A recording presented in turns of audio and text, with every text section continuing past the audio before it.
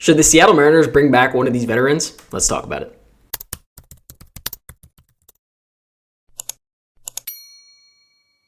So I'm pretty sure you guys know who I'm referring to when I talk about these two veterans, and that is Carlos Santana and Justin Turner. So in today's video, I kind of just want to go into the importance of bringing one of these guys back to such a young team and also go through their past 2 year stats as well as, what makes them different. But first, I had to ask you guys who you would want to see the Seattle Mariners bring back, and you couldn't choose both. You had to pick one.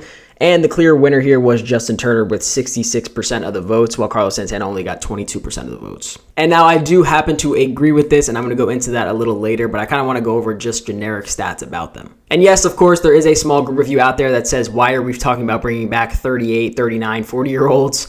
But I think it is very important that one of these guys is on the Seattle Mariners in 2025 if the Mariners really want to go deep. But first, before we get into all that, let's go over their last 2 year statistics, which was Justin Turner's age 38 and 39 season and Carlos Santana's age 37 and 38 season. So as you can see by the head-to-head on your screen, Carlos Santana beats him in WAR, games played, plate appearances, home runs, RBIs, stolen bases, and slugging, while Justin Turner beats him in hits, batting average, on-base percentage, OPS, and OPS+. But if you also look at the bottom two comparisons, you can basically tell it is very, very similar.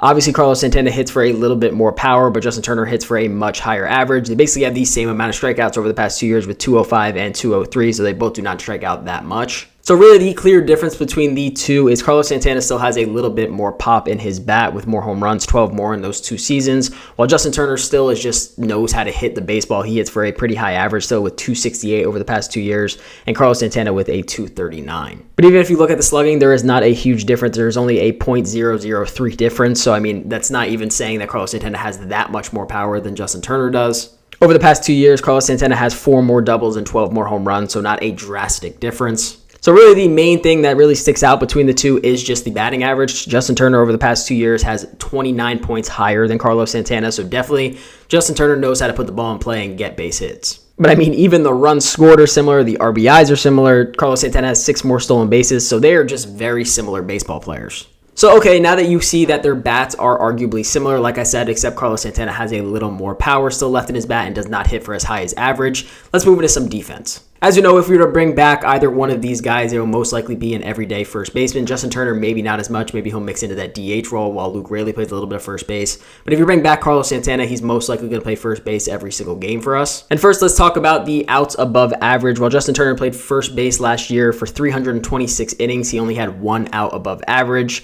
While Carlos Santana led all of Major League Baseball with 1,250 innings with an outs above average of 14. The second best was Christian Walker with 13, and the third best was Bryce Harper with 7. So there is a big gap between the defense there. Carlos Santana is arguably the best defensive first baseman in all of baseball. He's also even nominated for a 2024 Gold Glove in the AL for his first base play. So clearly, in terms of defense, Carlos Santana is a much better defender, and he is, if not arguably the best first baseman in all of baseball. So while the offensive stats are super similar, I think defense there is definitely a drastic difference. But if that's not convincing enough for you to pick one side, let's move into both of their stats when they were Seattle Mariners. And there is a very clear difference of who was much more comfortable hitting in Seattle than the other. So Carlos Santana played in 79 games when he was a Seattle Mariner, while Justin Turner only played in 48. Carlos Santana had a 192 batting average when he was in Seattle, while Justin Turner had a 264. Carlos Santana had a 103 WRC plus, while Justin Turner had a 126.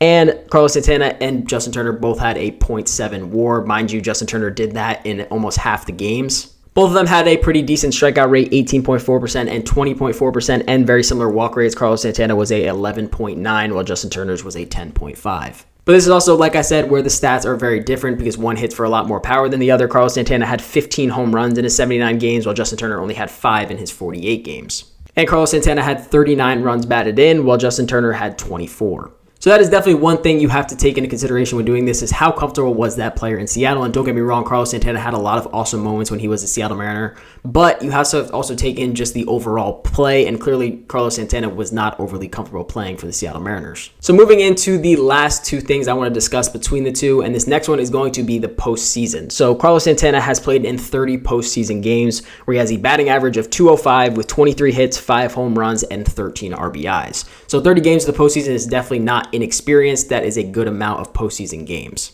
But unfortunately for Carlos, when you compare that to Justin Turner has a 270 batting average with 85 hits, 13 home runs, and 42 RBIs in 86 postseason games in his career. So unfortunately, if you were to compare the two and to which one's more comfortable in the postseason, it would be Justin Turner, who's been there, and he has also won a ring.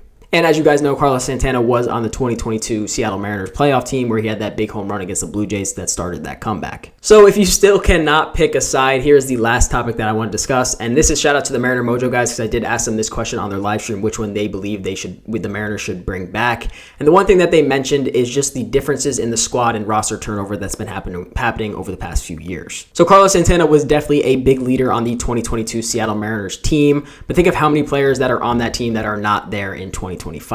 While Justin Turner has most recently been with the current team and they all seem to love him, Cal even said he's going to do whatever he can to try to get Justin Turner in a Mariners uniform in 2025. And Justin has already said that he wants to come back with the Mariners in 2025. So that is one thing you have to take into consideration. Obviously, I think Carlos wouldn't be a problem anywhere and he would be a leader on whatever team he joins. But in terms of who has the biggest connections already with the current team, that would be Justin Turner. But in my personal opinion, this is something that is huge for the Seattle Mariners to get, is one of these veterans, because this team is very young and very inexperienced in terms of making it to the postseason. So hopefully if they do get there in 2025, they really need to have a leader that can, calm them down, teach them how to go about it, and just really be able to master not getting too nervous or letting the situation get too big for each player. So besides just from a fundamental standpoint of just them playing baseball, I think one of these guys is huge just to be a veteran and leadership presence in that clubhouse. So if I had to pick one of these players for the Seattle Mariners to bring back and I couldn't pick both, my first answer would be Justin Turner without a doubt. And that is no disrespect to Carlos Santana. I think he is a great leader. He is a great baseball player.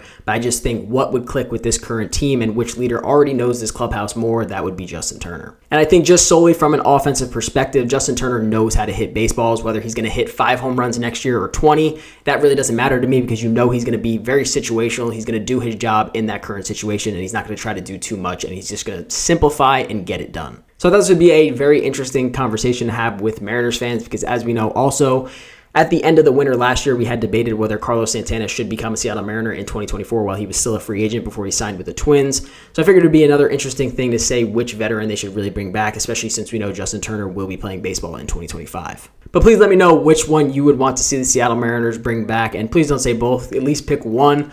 But otherwise, I hope you guys did enjoy the video, and I'll see you guys in the next one. Peace out.